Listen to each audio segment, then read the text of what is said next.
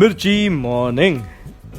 હમણાંથી આ boycott made in China એના વિશે ખૂબ ચર્ચાઓ ચાલે છે. લદ્દાખમાં રહેતા સોનમ વાંગચુકે એક વિડીયો બનાવ્યો. સોનમ વાંગચુક એ વ્યક્તિ છે જેના પરથી આમિર ખાનનું 3 ઇડિયટ્સનું પેલું કેરેક્ટર બન્યું હતું, ફુંગસુક વાંગડું. હવે એમનો વિડીયો સોશિયલ મીડિયામાં ખૂબ ચર્ચામાં રહ્યો. એમણે એમ કહ્યું કે ચાઇનાને 2 રીતે જવાબ આપી શકાય, એક સેના દ્વારા અને બીજો નાગરિકો દ્વારા. અને નાગરિકો બુલેટ નહીં, વોલેટથી જવાબ આપે. મેડ ઇન ચાઇના દરેક વસ્તુનો બહિષ્કાર જે મેડ ઇન ચાઇના હોય. Software in a week and hardware in a year. મતલબ જૂનો મોબાઈલ ભલે લઈ લીધો પણ નવો મોબાઈલ લેતા હો તો મેડ ઇન ચાઇના નહીં લેવાનો અને ચાઇનીઝ એપ્સ ડિલીટ કરવાની. અને આ વિડીયો પછી દેશભક્તિની વાતો શરૂ થઈ સોશિયલ મીડિયામાં. અને પછી ઘણા લોકો એમ કહ્યું કે અરે દેશમાં તો કેટલી કંપનીઝ એવી છે કે જેમાં ચાઇનાનું ફોરેન ડિરેક્ટ ઇન્વેસ્ટમેન્ટ છે, ચાઇનાની કંપનીઓ એમાં સ્ટેક ધરાવે છે, તો કેવી રીતે આ બધું બંધ કરશું? બજારમાં તો આ ફૂડ ડિલિવરી એપ્સ છે અને કેટલી બધી રેસ્ટોરન્ટ ચેઇન છે અને આ તે બધું. મને વિચારે આવ્યો કે દેશભક્તિ એટલે શું? મુક્ત વેપારનો સમય છે, બજારો વિદેશી હુંડિયામણ ફોરેન ઇન્વેસ્ટમેન્ટના આકર્ષણમાં છે, ઇમ્પોર્ટ એક્સપોર્ટની બોલબાલાના સમયે દેશભક્તિને કેવી રીતે સમજવી? તો પહેલા તો વ્યાખ્યા સમજીએ. દેશભક્ત એટલે પોતાના દેશને જે ચાહે છે તે, દેશની સિદ્ધિઓ પર જેને ગર્વ છે, વૈવિધ્યપૂર્ણ વારસાને જાળવી રાખવા કટિબદ્ધ છે તે.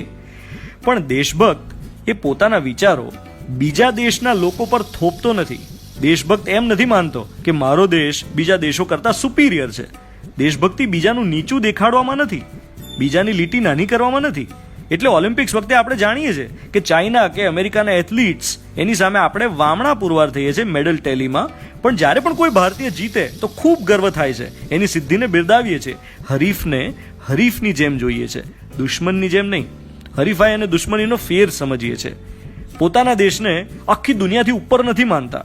મારો દેશ ક્યારે ખોટો હોઈ જ ન શકે એવો ભ્રમ નથી રાખતા. દેશભક્તિ એટલે પોતાના દેશમાં કોઈ ખામી હોય તો એને સુધારવા મંડી પડીએ.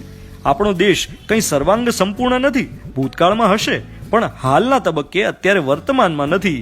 અને જે ખામી છે એને સ્વીકારી એને હકારાત્મક રીતે સુધારવા તરફનું વલણ દર્શાવે એ દેશભક્ત. દેશના આત્મસન્માનને, ગરિમાને કોઈ ઠેસ ન પહોંચે એ રીતે દેશને ચાહે એ દેશભક્ત. અને ચોક્કસપણે પોતાના દેશમાં ઉત્પાદન થયેલી વસ્તુઓને પ્રેમ કરે, એને પ્રોત્સાહન આપે. જે વોકલ ફોર લોકલને સમજે એ દેશભક્ત. સીધું સાદું એક્ઝામ્પલ લઈએ. તમે કચ્છ ફરવા ગયા હો તો તમે કચ્છની ગ્રામીણ હસ્તકલાને ઉત્તેજન આપતું શોપિંગ કરો તો તમે દેશભક્ત.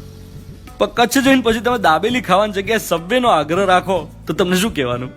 હવે આ તો થિયરીની વાત થઈ. થોડા પ્રેક્ટિકલ થઈએ. આપણા આચરણમાં, ડેલી રૂટીનમાં દેશ વિશે આપણે કેટલું વિચારીએ છીએ? દુબઈ કે સિંગાપોરના ઉદાહરણો આપતા આપણે થાકતા નથી, પણ ત્યાં જેવી સ્વચ્છતા રાખવાનો આપણે પ્રયત્ન કરીએ છીએ? જાપાન જેવું ડિસિપ્લિન આપણામાં ખરું? પાણી કે વીજળી જેવા કિંમતી સ્ત્રોતોને વાપરતી વખતે બીજાનો વિચાર કરીએ છીએ? સાદું એક્ઝામ્પલ લો, લોકડાઉનનું. લોકડાઉનના 4 તબક્કા હતા. કોઈને બહાર તો નીકળવાનું જ નહોતું, તો કેમ કોઈને વિચાર ના આવ્યો કે મારી દુકાનની બહાર લટકતું પેલું લાઇટવાળું સાઇનબોર્ડ બંધ રાખીએ? લોકડાઉન દરમિયાન મારા ઘરના ધાબેથી મેં કેટલાય બિલબોર્ડ્સ, સ્ટ્રીટ લાઇટના જાહેરાતના બોર્ડ્સ, દુકાનના નેમ પ્લેટ્સ, એમાં બેકલિટ લાઇટો બધું ચાલુ જોયું. ક્યાં જરૂર હતી બોર્ડ્સમાં આ બધી બેકલિટ? કેટલા શોરૂમ વાળાએ, દુકાનદારોએ આવું વિચાર્યું હશે કે ભાઈ આપણે બોર્ડ બંધ રાખીએ. ઇવન લોકડાઉન ખુલે એના પછી પણ મને એમ કહો કે રાત્રે 10 વાગે બધી બંધ થઈ જતી દુકાનો, એના સાઇનબોર્ડ્સ રાત્રે 3 વાગે કેમ ચાલુ રહેવા જોઈએ? જો આનો જવાબ મળે તો તમે દેશભક્ત. You are listening to Mirchi. હું છું ધ્વનિત તમારી સાથે. Good morning my dear.